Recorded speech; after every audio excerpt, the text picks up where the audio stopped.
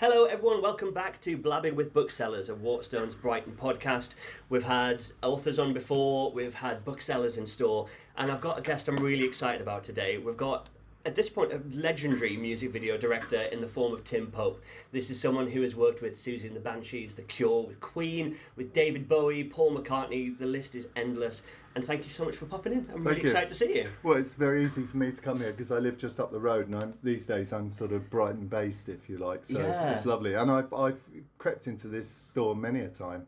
Okay. I love crept in disguise. Well, as goths follow me, but I just love the smell here. It has that wonderful smell. So we were just talking about how people buy stuff online, but there's nothing like coming to a bookstore and just imbuing that smell. You know, that's just that smell. Totally. We get so many customers coming into the store, and their first interaction is just, "Oh, it's so peaceful in here." Yeah, and it is a lovely space to be in. Yeah.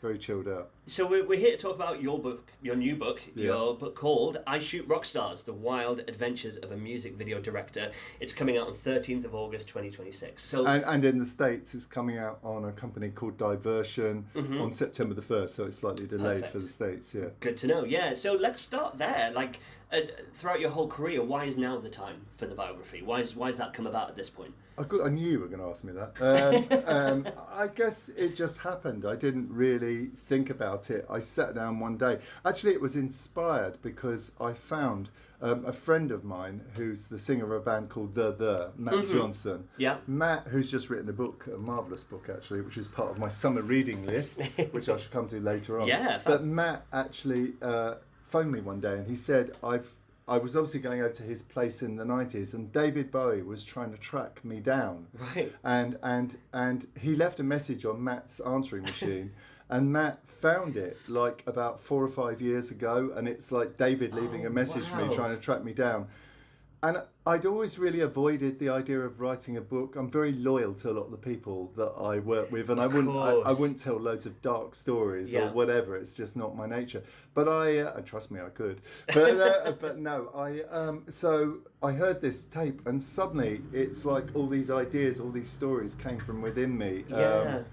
And before I knew it, within 2 weeks, I'd kind of written the first draft of the book, you know. That's fantastic. And it's interesting. I had no idea I was going to do it. Yeah. And I think also why now, I think you become older, and I think you want to. I've been telling some of these stories for years, and I kind of wanted to put them into an order. Yeah, of course. Yeah. Someone rather macabrely the other day described, actually it's more that I'm cleaning my attic out with loads of old photographs, describes it as a death cleanse. Now, a death clean. So maybe that's kind of what it was in some ways. I don't plan on dying. No, I hope not. No, especially not today, Tim. Well, especially because I know you want me to do a Q&A at some point. So certainly I won't die before that. That's very considerate. Yeah, exactly. I like to factor these things in, particularly with my mortality. But anyway, I don't know. It just came about, and there it was. Yeah, and the basic story of my book is how I was a fanboy growing up in North London with a wonky eye, and like a super fanboy of all these bands like Bowie and Iggy and all these people. And then how I ended up working with all those people, and along the way met a bunch of other interesting people like Robert Smith from The Cure, with whom I've now worked for, I think, 45 years. I'm sure I met Robert when he was like 21 or something, or 22. Yeah. And both of us now are knocking on 70. So. Right.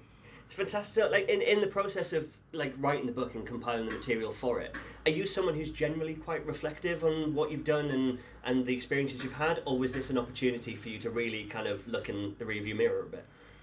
I think it was both of those, and I think with some encouragement from my wonderful agent in New York, Eve McSweeney, I learned to be fairly reflective. I think when I first started writing the book, it was a series of wonderful anecdotes, like hanging out with Neil Young at his ranch, or working with Bowie, or you know, filming The Cure inside a wardrobe. It was all a bit like that, but it was nothing really joining it. And then Eve really helped me to bring all that together and to deal with bigger themes and create a bigger backdrop, and and to become actually quite reflective about it. Yeah. Yeah. So that was a nice experience for you, I imagine. Looking back, It's been a very grueling experience because Really? I started the book about 5 years ago, and you know, as I said to you, I wrote it in like 2 weeks and thought, oh well, that was easy. Done. I've written a book. No, 5 years later, I was still twiddling with it, and in fact, we're doing the final twiddles now. You know, five years later. Wow. So it's been, you know, and then you have to go through, you know, writing a book. You have to go through all the processes of, say, the legal part. You know, like, which it's not my way really to be bad mouthing people or saying bad things about people, but you know, a couple of things needed to be looked at. Yeah, you know. Absolutely. Especially when you're speaking on behalf of people who perhaps may not be here anymore, and their estate and how they handle things. Exactly, like David, for example. But like, I always got on so well with Bowie, you know, and his estate. Talking of estates, have been wonderful. So there was a picture of him and I working together that I think was taken in '86 in New York. I was shaking hands, and it's very jokey, very very fun, and captures our relationship. And his estate have been marvellous because they're quite guarded about what stuff they let out of him, and they let me use the picture and were really great about it. You know, yeah, really lovely. Got to say, just for the sake of transparency at this point, I'm an enormous music nerd. Okay. I'm a big fan of many of the videos you've released and the artists you've worked with, to the point where my wife and I named our son Bowie. Oh, really? So I'm just saying that now, so I don't have to pretend I'm not geeking out a little bit. You're telling me about David Bowie. All right. Okay. All right. So yeah, I mean, it sounds like you've really kind of enjoyed the process. You described it as grueling, but I can tell when you're talking about it, like there's a lot of really joyful memories in there that you've dug up. So talk to me a bit about that. Talk to me about what it was like to revisit those experiences. I think the word catharsis comes to mind. Yeah. And it's not, yes, there were a lot of amazing experiences, but there were some very dark experiences. Like working with, when I went to Hollywood and worked with the Weinstein brothers, and I worked with Harvey Weinstein, and that really damaged me for a lot of years. Yeah, it was And so it's been very cathartic, I think, for me to actually go through the process of writing the book and really... yeah, it's been great. And I think, looking back, it's interesting, I realised what a fearless git I was. Really? I was just like, always pushing the envelope, always trying to make trouble. And I think, frankly, that's why a lot of the people I worked with wanted to work with me across the years. Yeah, you know? So, I mean, I think I probably would have hooked up again with Bowie, but I never did, sadly. And in fact, the whole end of my book is very much about his death, actually. Really? Yeah. It is, and the impact it had on me and the world. And there's a lot of books out there about Bowie. You probably on your shelves here got like 20 books. I mean, I've seen there are so many damn books on him. But I think mine is a bit different because I in no way was I ever a friend of his. Yeah. Having said which, I really got to know the guy pretty well across a lot of years. And I really wanted to put over a personalised sort of view of him, the man that I saw before me, if you like, which is, I think, very different. And in fact, the day he died, I went onto BBC TV just up the road. I watched that just yesterday. Oh right, yeah. When I was reading up and watching stuff, I saw that. Research is a good thing. Absolutely. Right? I know when they haven't researched it. Anyway, and that was just done up the road here, just near Brighton Station, and I really was very reticent about doing it. I didn't see it as a good thing to jump on a bandwagon because David had died, but I felt I heard a lot of crap about him. And to me, I always had a nickname for him, the Governor. And the Gov, and it was like we brought out each other's London sides, and I think that was really interesting. And I wanted to talk about the Governor because I heard everyone, I won't mention names, Paul Morley, talking, you know, just highfalutin stuff about him. Absolutely. And I wanted to capture the sense of David Jones, the person. Not that I particularly got to know David Jones, but I sort of, you know, which is Bowie's alter ego, his real life name. But whatever. Yeah, I mean, that's a responsibility, I think, when you're writing the kind of book you are that involves so many people of such high profile, to make sure you're capturing them fairly. Obviously, you want to write it in an interesting way to capture the work that people know, but I guess you are representing them in some way, and these are people you were friends with or close to. Yeah. Can you talk to me about the challenge of representing someone fairly while also representing the reality of working with them? What's that like? Well, very, very. I took a lot. I agree with you. I took that. I saw that I needed to be quite responsible about that. Yeah. I felt I wanted to write to everyone and who I'd written about. So I wrote to Neil Young, and because I have his email, which is great, and he's always amazing. He always replies very quickly. And he said, "Just go ahead." He said, "I trust you," which was lovely. I wrote to Iggy Pop as well, and I said to him, you know, please, you know, and he was fine with it. In fact, he gave a marvellous blurb for the back. Oh, he did? Yeah. Great. Yeah, his blurb. I got all these blurbs from different people, you know. To sell a book, as you know, you put something on the back page about, you know, which people can say, oh, recognisable names. People won't always know my name, but they'll know a lot of the names of the people I work with. Of course. Iggy's came back. I thought it was the best one. I mean, Robert Smith wrote one. He wrote a marvellous one. Matt Johnson from the Neil wrote one. Paul Weller wrote one. Susie wrote one. Right. Everyone wrote one. Iggy's was Tim is a strange person. And I thought it doesn't come stronger than that. Yeah, but, fantastic. So the way that I actually went about writing, getting permission for everyone, the one I was really nervous about in a way was Robert Smith, because because you know I have such a history with Robert. You worked so much with him, so yeah, so much with him, and he is a friend really, and I didn't want to upset him, so I wrote to Robert an email and I said, look, I've written this book, and you know, I want to make sure you're happy about it. And he wrote back to me and said, and I remember the quote, he said, I don't think I shall be upset by anything you misremembered, which I thought which was very Robert. So I sent in all the Cure chapters, and he was wonderful because he became so involved with the book and actually corrected me on a lot of stuff and said, actually, it's up to you if you want to change it, but this was actually the Faith Tour, not the Pornography. These are a couple of Cure albums, which you might know as a bit of a geek. And so that's what he wrote back to me, and he kind of really helped me on all the Cure stuff, if you like, and had a couple of notes, and that was really good. And then he actually read, and then he asked to see the entire book. And I sent him. I just sent him the Cure chapters, and he read the whole thing aloud to Mary, his wife, which I was very chuffed by. Yeah. And then he wrote me an email, and he said, "I've been really impressed by this book, but But I just want to know, did you actually write it?" Which I did. Or did someone else write it on my behalf? AI. It's AI or other people, you know, because you know, ghostwriters come in, and of course, I actually did write this, but so he's been nothing but supportive. And then Robert Smith wrote me a wonderful foreword for the book. Yes, which he kept promising. You have to be, when you work with Robert, you have to go into Robert time. He's a very busy bloke. So he said he'd write me this forward, and he was going backwards and forwards on the text of the book and wanting, you know, just nudging me this way and that. Yeah. And then he wrote me this. He kept promising me this forward, and I thought, is it ever going to come? You know. Yeah. And finally it came, and it was so sweet. And it talks about, the last line is, "I'm very proud to count him as a friend," which I was wonderful. I won't start weeping, but it was very lovely. And then actually just yesterday he actually recorded me for the audiobook, because I've recorded audiobook myself. He recorded me the spoken version of his own thing. So brilliant. So that's great. And that's what I have a preference for when people record their own audiobooks. In the case of a biography, speaking it in their own voice, they just they attribute a meaning to what the story is. Because I was there, and it's so written in my vernacular. I think the book is written in my sort of style. You sound really proud of it. I am proud of it, because just bloody getting through it. So many people talk about writing a book, but actually doing one, actually getting one on the shelves is something very different. Absolutely. You know, and so I am proud of it, and I'm pleased that. I mean, it will be a bit weird because it is. I kind of steer away from the personal a little bit, but you definitely get a sense of me as being this troublemaker. And it will be weird that people know all these stories about me and names of people and characters. I mean, I think the book is very much about friendship.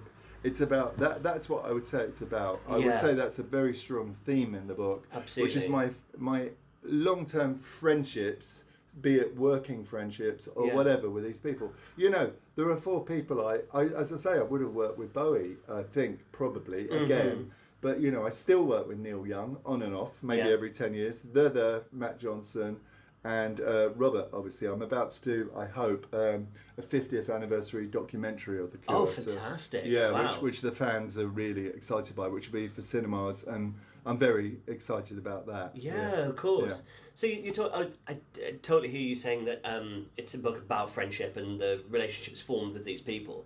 That said, you're working creatively with some really big names, already established artists, or artists who helped to break through the videos that you created with them. I think your work is a huge part of that.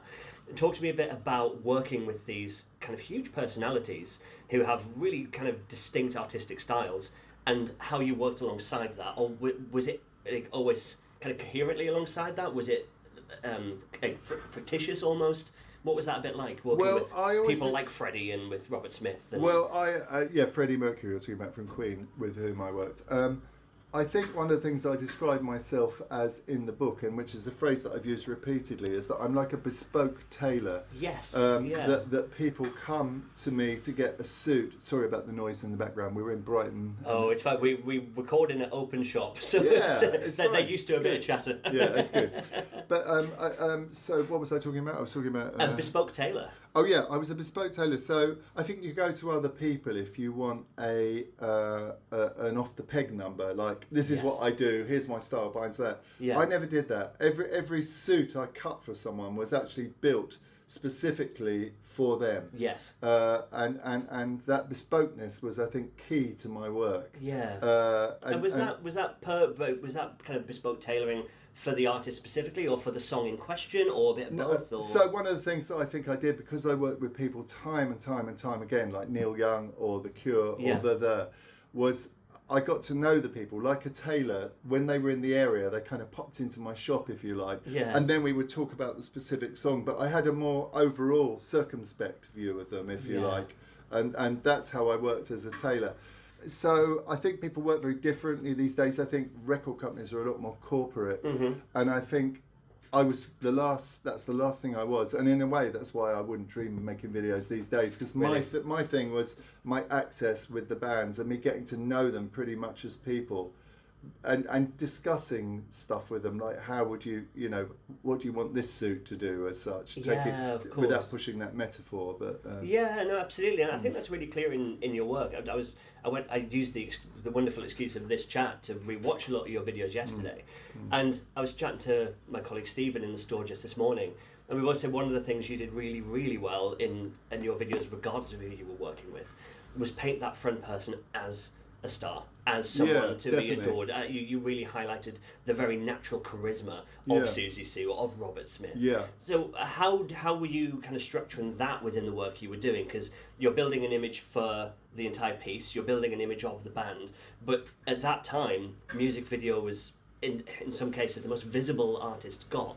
So what was the responsibility of that like? Because you're coming at it from many angles, really. Well, Robert would be an interesting one to talk about, because he always badmouths me, saying how I never made them look glamorous. In fact, I found a note the other day from him saying, written from some studio when he was doing whatever album. I've been digging through my attic, finding all these amazing artifacts. I mean, I've got drawings of Robert and I, on a piece of scrap of paper, like drawings of sets and stuff, and lyrics. I've got all sorts of stuff.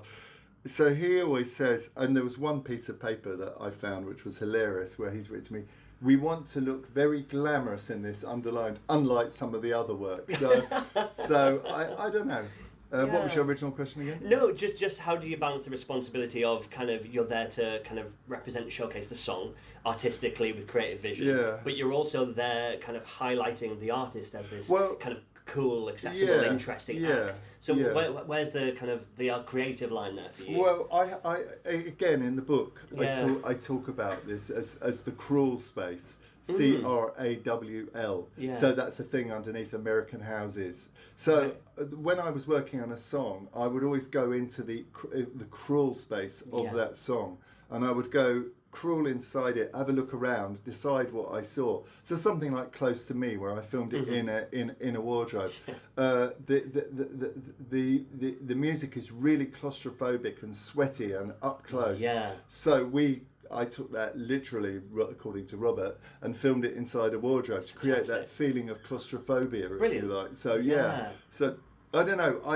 So my process would involve me really getting inside the song. So there was a sound on Close to Me going plink, plink, plink, and I used it sounded to me like a comb, so I shot it like that, right? And so there would be that part of the process, but there would be a more circumspect view. Where I would look at the band's career because of my relationship with them.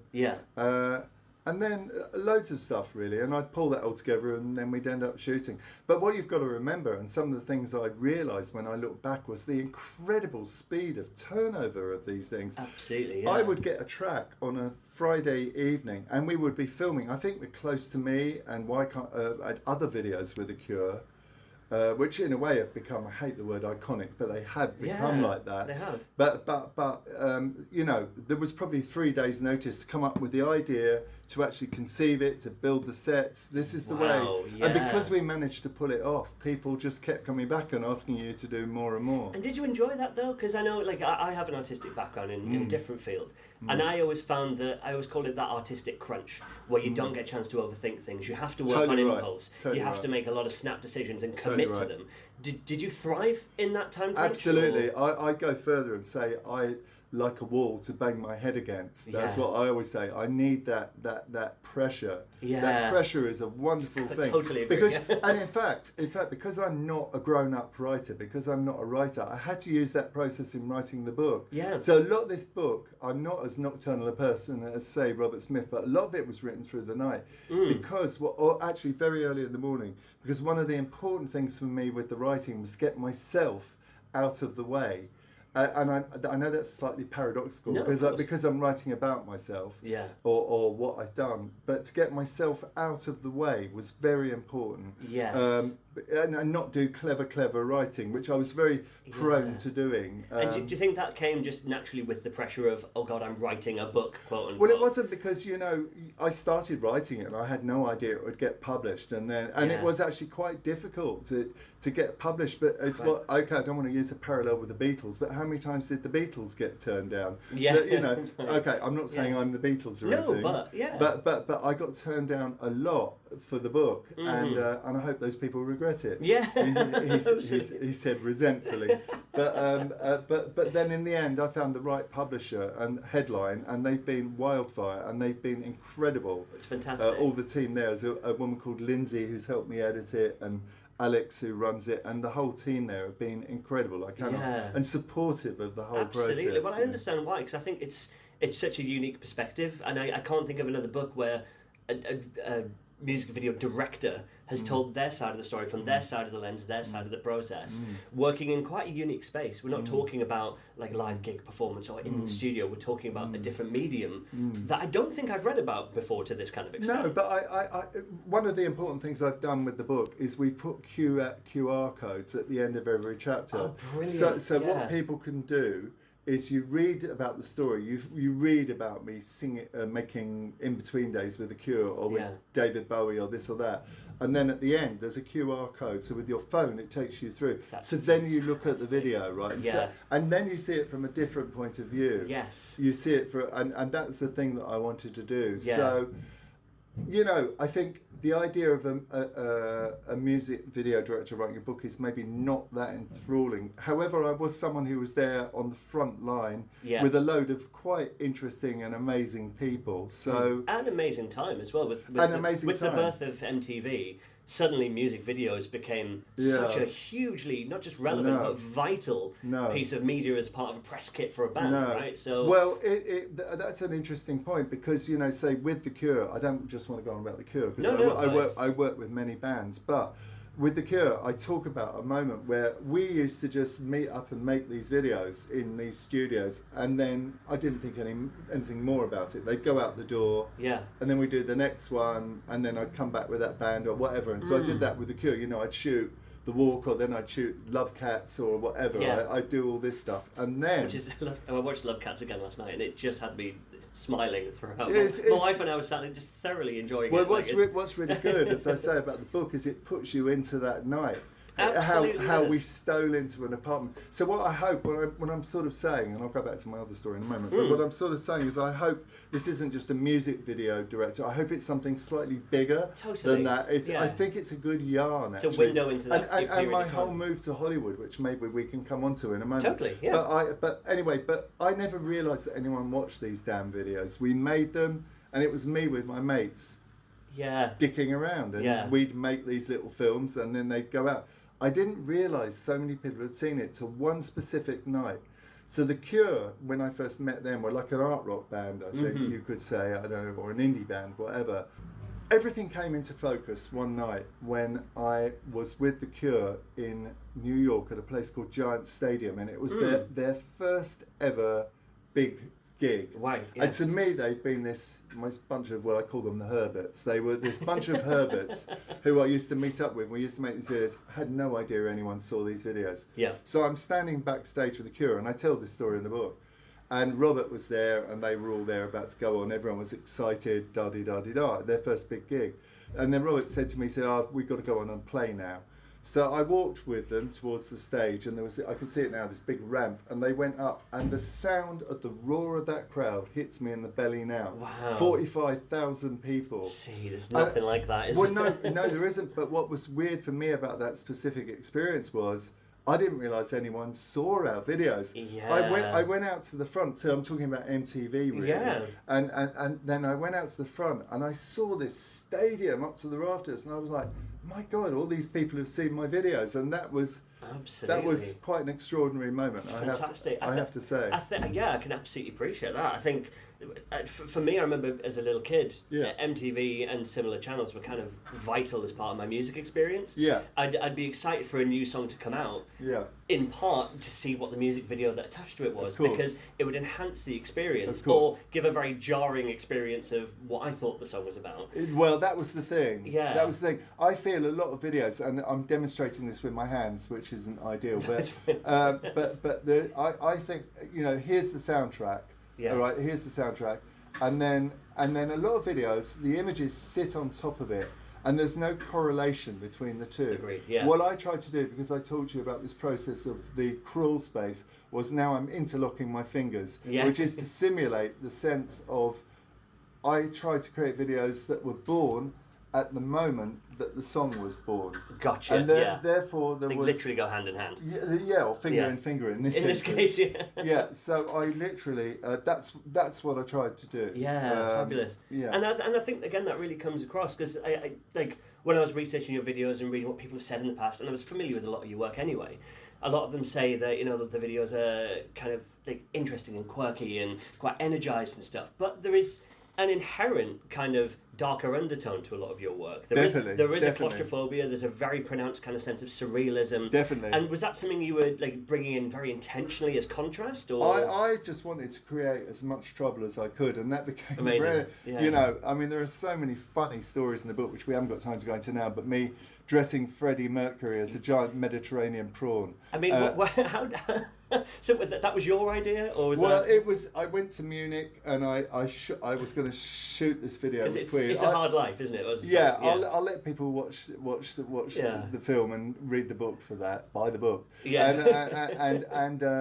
And Freddie concocted this thing, but the band, I think, never forgave me. I found a brilliant thing, DVD thing recently with the guitarist, whatever his name is. Browne. Yeah. And the drummer slagging me off, saying, "I think Tim Pope was taking the piss out of us." Well, have a word with your singer, dears, because anyway, anyway, that was quite funny. So, but there were many instances. Yeah. There are many. There's a middle section of the book which is quite interesting, which is where you talked about MTV, which was never. I railed against it, you know. Really? Well, I like in my first year, I did a video with Soft Cell for a song called Bedsitter. Yes. And then by the end of that year, I'd made Sex Dwarf with them, and people should read. You know, the response to Sex Dwarf still to this day is pretty extreme, but people got to read about that story, which is quite funny. Absolutely. But that's the thing. I don't want to spoil the stories in your book by digging into them. No, that's why. But what I'm talking about here is then the middle section of the book is really about when it all became a bit Spinal Tap. I would say towards the end of the 80s, the budgets were becoming astronomical. Yeah. It was just crazy, and I could do what I want. The checkbooks were flung open. And again, speaking about like artistic crunch, though, was the checkbook being flung open like a creatively liberating thing for you, or was it actually more resource than you needed? Do you think? Well, film is an expensive process, so you need. It's not like doing a painting where you hit a canvas with a bit of paint. You know, you need to be a general in my job to get an army to march forward, and so yeah, it was great to be able to do what I was very lucky. I shot in 35mm celluloid film, the stuff that people use for cinema movies, and it was great. It was great. But there is definitely a period, and again, I ain't going to tell the whole story, but there's definitely a period in the mid to early 90s where budgets were just going through the roof, and I did some big screw ups, which I took massive, like where I go to New York to work with Hall and Oates, right? A band that didn't, wasn't particularly my kind of band, and I created this video where I built a huge. The plan was to build an 85-foot long penis on wheels. Anyway, I'll let people read that in the book. But there are many funny stories like where it all goes a bit Spinal Tap, and of course, in the end, I made a short film. I'd loved the video thing, but I made a short film in about '92 with some very big American actors in it, and called Phone, and that led me to Hollywood. Martin Scorsese wrote to me to say he loved the acting in my film, which to me was fantastic. Like, well, that was fantastic. Yeah. And then I ended up in Hollywood making a film called The Crow, City of Angels, which was the follow-up to a movie where Brandon Lee sadly died, and I had an horrendous experience. And part of the thing of this book was because so many people have asked me for years or begged me to put my cut of the film back, because one of the things about Harvey Weinstein, who is now obviously a notorious, in fact I really want to send my book to him in Rikers Island, where he's give him a view of what the experience was like for me. But that was a very, very dark period of my life, of working with him. Yeah. And them, the brothers Weinstein. Yeah, of course. So that's something I don't want to dig into too much, because obviously that's very personal and... Well, I dig deeply into it in the book. And in fact, earlier on I used the word catharsis, and part of the catharsis of writing this book was to specifically deal with that. Just to own that story, I think the thing about a book is you can't take out grudges on people. You can't get retribution on people, and I really haven't done that. But what I did do on my Hollyweird experience was take people through what it was like working with the biggest train set in the world, and and it was incredible. But you're talking about your lived experiences rather than displacing blame onto others. It's, I experienced this. This is how I felt, which I think anyone has the entitlement to say. It's my story, so fair enough. Absolutely, of course. So going back to the videos themselves for a second, just we talked about kind of the claustrophobia and the surrealism, kind of juxtaposing the kind of lightheartedness. What were your kind of creative influences coming into that kind of work that encouraged that exploration of the surreal? Like I read somewhere that you were a Lynch fan, and that was a huge source of inspiration for you. So what were your kind of threads coming in that sense? Because you were a huge music fan, obviously, so you want to represent the song. But then artistically, what else were you bringing to the play? I grew up on movies, and in fact, the first section of the book is very much, it takes you through me growing up in North London, and I grew up in a place called Enfield, and there were 3 cinemas there, and I talk about the experience of going to see A Clockwork Orange, and 2001. Not that they were important references for me, but the films of Kubrick. I was also at school the first year they ever did Film O-Level, so I got to look at directors as auteurs, and that was really really interesting. And so it probably, and then I suddenly thought, actually, why can't I do that? I want to be a director. I want to do that. So yes, people like David Lynch were. I mean, I never forget going to see Eraserhead off the Tottenham Court Road in the Scala, when the Scala was in Tottenham Court Road, and actually supported by a film with Devo in, which was absolutely brilliant, double bill. And I went 5 nights in a row, to go and see Eraserhead. And but direct, I think I just looked inside my own head. I often talk about the cinema screen inside my head, and I make movies in there. So you're a very visual thinker, definitely. Well, a storyteller. I hope. Sure. Yeah. I hope, and I hope that's what comes. Very much a thing about videos is style over content, right? And ultimately, that's a film I ended up making in Hollywood, but you'll read the whole story in the book. But I think what I hope my book is that it's a good yarn. That it's a story, and that I take you on the journey of how I began, the stuff that I started doing at first and the people I met, and then how it got bigger and bigger. I started going to America on Concord and stuff like that. Yeah, right. And it just and then ended up in Hollywood, and then came out of that, and again worked with.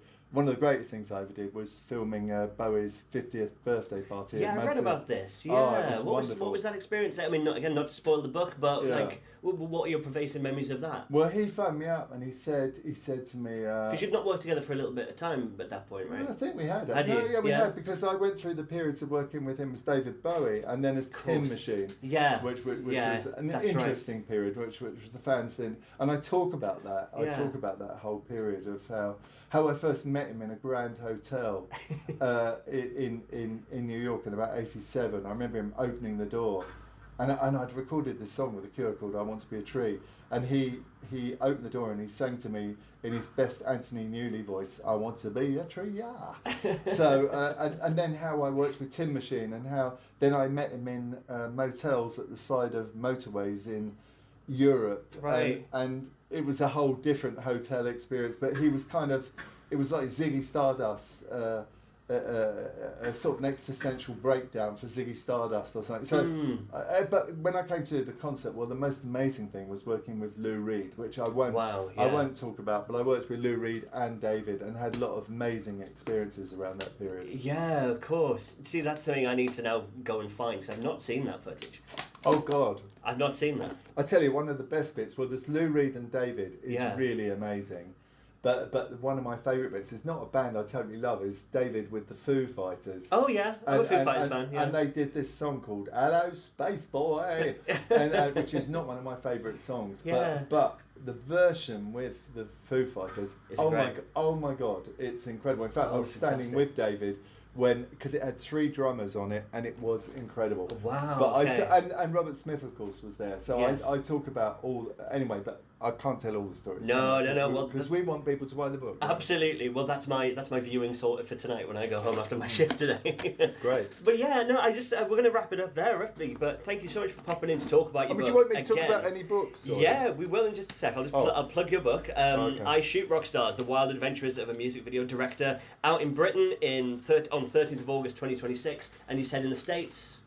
On this September the 1st. September 1st. Yeah, it's a fantastic book. We have an early copy of it on the desk in front of us just here. It looks fantastic, and you've heard what it's about. I really hope you gravitate towards it. Go check it out. If you're in Brighton, we're going to be talking to Tim about curating an event to do a signing and maybe a Q&A and things like that, so keep your eyes peeled on our website. But as you all know who listen to this podcast regularly, I ask all our guests for book recommendations, and you've come prepared. I have, because I tell you what happens when you write a book. I love reading, and but I've not really had the headspace to read of late, because I've been writing a book, and that's been. So I've been very studious and created a list, which I'm not going to. A huge amount of books that I talked about. Yeah, we can share the list with the podcast. But yeah. Okay, I will do that. But I'll just talk about. I mean, Ian McEwan. All these people. Iain Banks was a huge inspiration for me. The Wasp Factory was just like. Have you ever read The Wasp Factory? I haven't read The Wasp Factory. Oh my god! No, read I haven't. it, people. Read it. It's incredible. It's something you can read in 2 or 3 hours, and it's an incredible story. It's the darkest coming of age story you've ever read. We have that sat downstairs actually, so yeah, I might actually pick it up today. Oh no! Absolutely. Yeah. It's such. It's like. To literature, I think it's like punk rock. It was incredible. It caused, and in fact, I was in contact with Iain Banks about possibly making it into a film. I've got a postcard from him. He loved my work, but he sadly passed away. But interestingly, I won't talk about this huge list of books that I've created. But yes, as you say, maybe I'll post some of them. But there's a book I really want to reread, which I kind of got halfway through in the 80s, and it's a book called Flicker, by Theodore Roszak, I think Roszak, Roszak. Right. And it's probably my favourite novel. And it's about a film student investigating the work of a forgotten director. And they uncovered the evidence of an ancient secret society that has hidden subliminal messages inside films since the birth of cinema. Interesting. And the deeper he digs, the more he realises that cinema itself may have shaped history, And I think for anyone obsessed with movies like myself, it's fascinating. It's absolutely irresistible.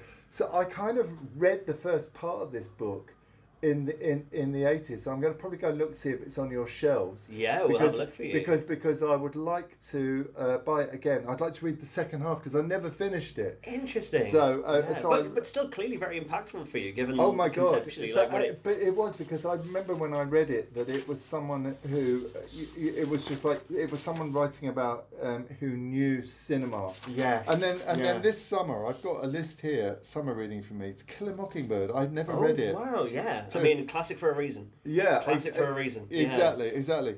I want to read Candide by Voltaire, which my missus has been on about for ages for me to read. But as I say, I want to read the book my old mucker, Mr. Johnson from The wrote, which is called Cognitive Dissident, Conversations with Theodore's Matt Johnson. It's co-written with a guy called Jason Wood. And then there's another book, a cinema book. I love cinema books. I'll just read some of these quickly. Please do, But the cinema books that I love, like, there's a whole series of books about the late 70s and the move into the 80s and high concept movies of the 90s. So one of the classic books is Easy Rider's Raging Bulls, written by Peter Biskind. Adventures in the Screen Trade, absolute classic by William Goldman. The Kid Stays in the Picture by Robert Evans. High Concept, which I think was moving into the 90s, by Charles that is a particularly brilliant one. It's about the filmmaker Don Simpson, whose larger-than-life personality helped define the blockbuster era of the 1980s. So that's great. And then my other last read that I mention is I'm reading a book about Werner Herzog, who's a great German. Every Man for Himself and God Against All, a memoir. Road Trips of Great Britain, because I plan to go and do a bit of driving around. And then finally, the one I mentioned last off is there's a guy who lives in Brighton called Simon Price. He's another Brighton resident like me, and he wrote a book called Curepedia. I don't know if you've seen that one. I haven't seen it. Which is like an A to Z of the Cure, and I'm somewhere in there apparently. Oh, fantastic! And I want to give that one a plug as well because he did a great job, I think. I'm going to list all of those under the podcast in the blurb, just so people can pick them up. I might even take a picture of that list because I saw a Clockwork Orange on there, which we didn't get to. But thank you so much. I think that was a really interesting list because it kind of covered the gamut of everything we've talked about in this conversation, which is great. Are there any? I mean, maybe not. Are you someone who's read a lot of biographies of musicians and artists and things like that? No, not particularly. I'm just trying to think what biographies. I mean, obviously I've read Bowie stuff. I think. Not really. Because my favourite thing that one of my favourite things you've said about your book is the QR codes where you can watch the music. I love that because I'm someone that when I read biographies of musicians or artists or bands, I listen along to it. So if there's a book I love called Dream Brother that's about Jeff and Tim Buckley, and they talk specifically about the different songs, and I play those songs as they're talking about it. You've saved me the effort of having to do it by including the QR code. I know you're desperately trying to finish this podcast. No, not at all. I just want to tell you a story about Jeff Buckley. Please. He's my favourite artist of all time. Is he? Yes. Well, he's a huge inspiration to me. I had a very funny thing happen with Jeff Buckley. So, a friend of mine from Australia came to stay at my house. This was many, many years ago. Yeah. And at the time, had just discovered Jeff Buckley's music. You know, everyone knows Hallelujah and his beautiful, beautiful voice. Absolutely, yeah. And I knew his dad's work as well, Tim Buckley, and there's a fantastic documentary about him, I think, actually. There is, yeah. Anyway, my friend from Australia was with me, and I started playing Tim Buckley, and I said to her, God, I love this music. And she said to me, don't you remember? And I went, remember what? Because he sadly died, right? He did. 97, I think it was. Yeah, he went into the Mississippi River and left his boots behind and died. Very mysterious. And she said, don't you remember? I said, remember what? She said, hanging out with him in New York. I said, no. And then suddenly she said to me, oh yeah, he was. And then I remember hanging out with this beautiful man. You know, he was very beautiful. And I remember going to a gig we're in a tiny room at the moment. Yeah. I went to a gig in a very, very tiny room. Was it Sinead in New York? Because he famously did loads of gigs there.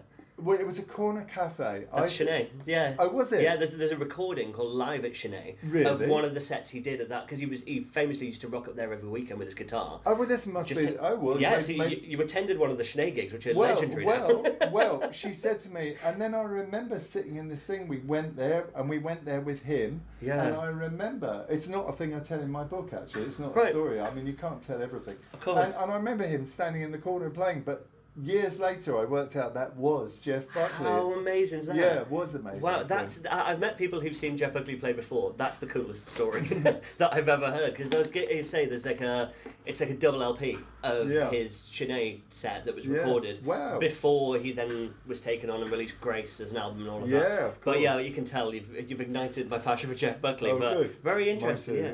Tim, it's been so lovely speaking to you. Thank you. Thank you so much for coming in. The book sounds genuinely fantastic, and I don't say things I don't mean. It sounds brilliant, and I'm really excited to tell everyone who's listened when we finally have dates for your Q&A, your talk, your signing, and all of that. Yeah. But for the meantime, we'll see your book on the shop floor when it's here. Lovely. Thanks so much. Thank you for having me. Thank you.